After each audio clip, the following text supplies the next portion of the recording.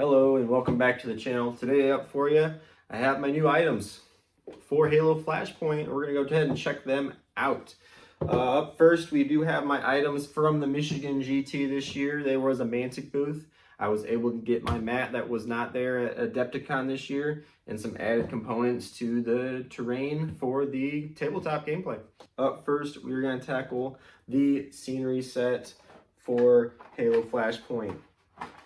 With this, it is some plastic models of added scatter terrain for the game.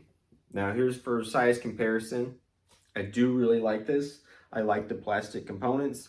I'm not really fond of the ones that are supplied in the first starter box, even though it's perfectly fine. This just adds a little bit of flavor to the game that I think it needs.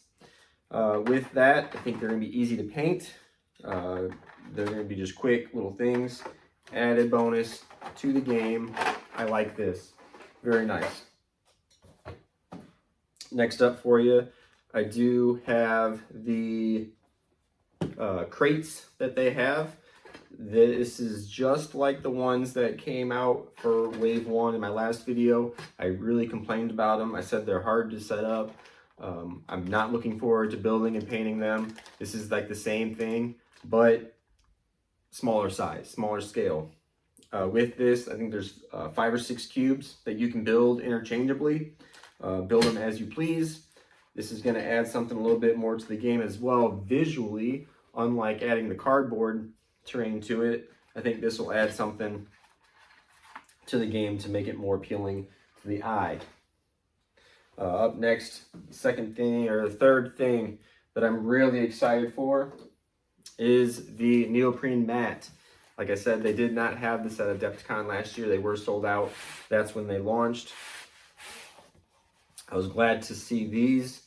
They were there, like I said, at Michigan GT. I wanted to pick one up.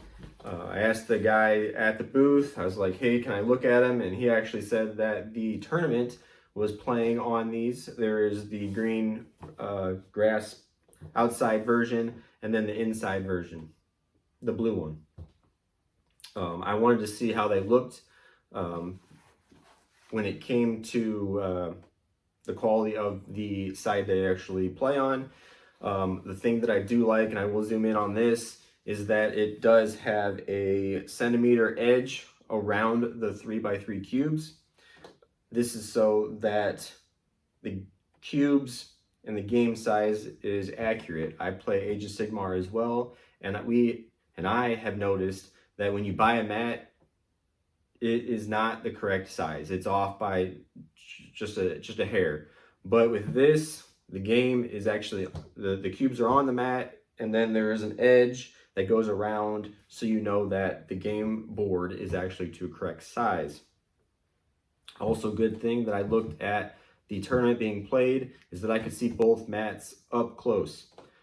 Thing about the blue mat that I don't like is that I cannot see the lines of the 3x3. But the green mat, I can see them just fine. So if you do buy the blue mat, just be prepared that the lines are going to be harder to see. I didn't want that to dampen my gameplay, so I opted for the green mat on that.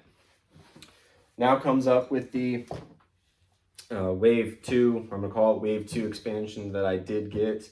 With that, we did get Wargames expansion. Wargames expansion does come with the new cards. I know everybody's already seen this, but this is new to me.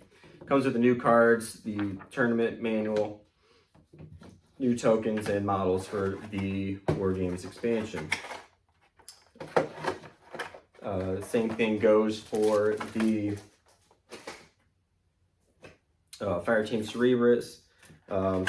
New game cards, new models, add gameplay to the game. When it comes to the Rise of the Banished, I am excited for this box. It does have the brutes, much needed brutes coming back into the game. It does have the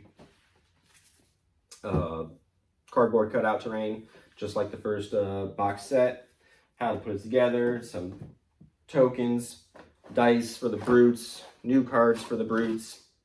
We are going to look at size comparison of the brutes to the elites and the Spartans. They are much larger than I thought, and which is good for the gameplay. Actually, do the size compare to how they are. And let's go ahead and get, this is the largest character that is just massive to me.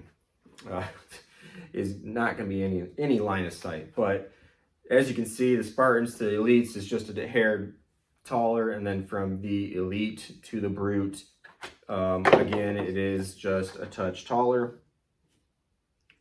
I'll get a closer side-by-side comparison to this, go from there.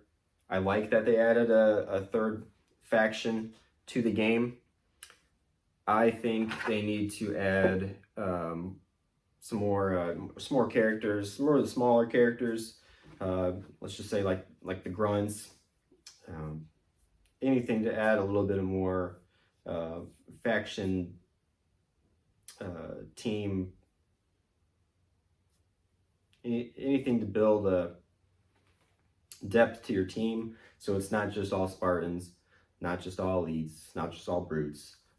Add some flavor into there, so that each faction can have the main character plus maybe a few other little guys that can add to the gameplay. I do like this. These guys are very well built, very well thought of. The models are just great in my opinion, being a Halo fan. It's just definitely brings back memories on the game itself.